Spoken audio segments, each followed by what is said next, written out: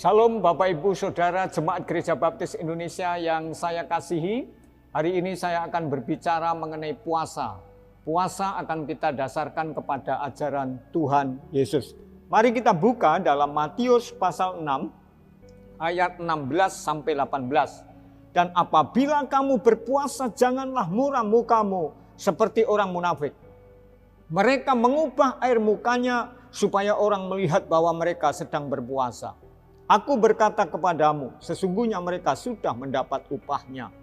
Tetapi apabila engkau berpuasa, minyakilah kepalamu dan cucilah mukamu, supaya jangan dilihat oleh orang bahwa engkau sedang berpuasa, melainkan hanya oleh Bapamu yang ada di tempat tersembunyi. Maka Bapamu yang melihat yang tersembunyi akan membalasnya kepadamu. Dari ayat ini ada 3 hal penting yang perlu saya sampaikan. Yang pertama adalah puasa tidak boleh seperti orang munafik. Apa itu orang munafik? Orang yang berpura-pura. Puasa itu keluar dari dalam hatinya. Maka apa yang kemudian dia tampakkan adalah sesuatu yang baik, mesti hatinya baik. Tapi orang berpura-pura yang ditampakkan adalah kelihatannya baik, tapi hatinya tidak baik. Padahal berpuasa itu harus menebarkan sesuatu yang baik. Itu yang diajarkan oleh Tuhan Yesus. Maka tidak boleh apa? Mukanya muram, suruh minyaki kepalanya dengan bukan dengan rambutnya, tapi suruh minyaki rambutnya yang ada di kepala. Tetap berpenampilan biasa sebagai orang yang sederhana dan sebagainya, sekalipun dia berpuasa. Itu yang pertama. Yang kedua adalah puasa itu panggilan hati, bukan kewajiban yang harus dilihat orang. Jadi kalaupun tidak ada orang yang melihat ketika kamu berpuasa, tidak perlu bersedih. Karena itu panggilan hati, hubungan kita dengan Tuhan. Jadi jangan sampai kemudian ketika berpuasa, engkau cari sanjungan orang lain. Aleman dalam bahasa Jawa. Untuk apa? Itu hubungan kita dengan Tuhan. Itu hubungan pribadi, panggilan hati kita. Ya, jadi kita harus tahu itu. Yang ketiga, yang perlu kita lihat dari apa yang diajarkan Tuhan Yesus, puasa itu harus fokus kepada Tuhan. Kepada Bapa di surga. Bukan kepada materi, bukan kepada makanan yang dihidangkan. Bukan hal-hal sesuatu, bahkan ada yang ketika dia berpuasa fokus kepada apa yang didoakan. Tidak, fokus kepada Tuhan. Karena Tuhan tahu untuk membalaskan yang lebih baik daripada puasamu. Jadi puasa itu bukan untuk nyogok Tuhan. Tapi puasa itu adalah panggilan hati kita. Bahwa kita merasa bahwa hidup ini tidak berarti tanpa Tuhan. Itu puasa. Tuhan Yesus berkata begini ketika dicobai iblis, jadikanlah batu menjadi roti. Buat Yesus itu gampang. Tapi Tuhan Yesus berkata apa? Manusia hidup bukan hanya dari roti saja, tapi setiap firman yang keluar dari mulut Allah. Artinya mengutamakan Tuhan. Bukan mengutamakan sesuatu materi. Saudara hadir dibuka bersama bukan karena makanannya. Tetapi saudara hadir karena apa? Panggilan hati, hubungannya dengan Tuhan.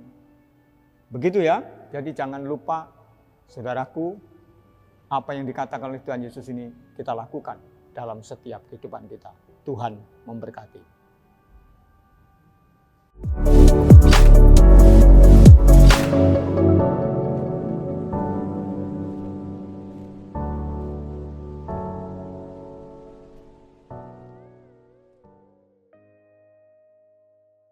Salam Bapak Ibu yang dikasihi oleh Tuhan, yang berbahagia Jemaat Gereja Baptis Indonesia Ngadinegara. Hari ini perhatikan berkenaan dengan pengumuman penting buat kita semua.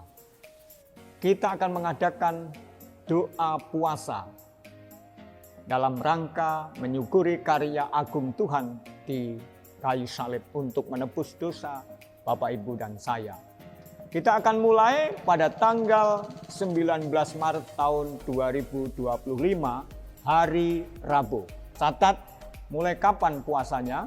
Hari Rabu, tanggal 19 Maret tahun 2025, jam 4.30 pagi sampai jam 5 sore. Dan saat jam 5 sore, kita akan berbuka bersama.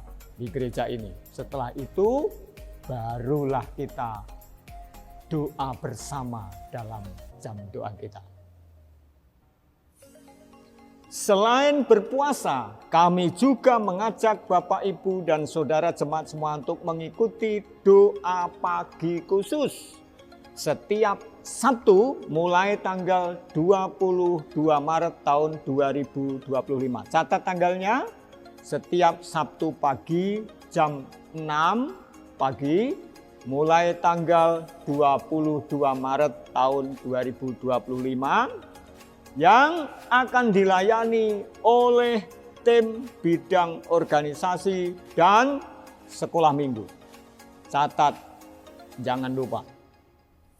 Selanjutnya, kami juga membuka kesempatan bagi Bapak Ibu semuanya untuk dapat memberikan pujian istimewa dari bidang organisasi, dari sekolah minggu, dan gereja wilayah atau gerwil. Setiap ibadah minggu, kebaktian pertama dan kebaktian kedua.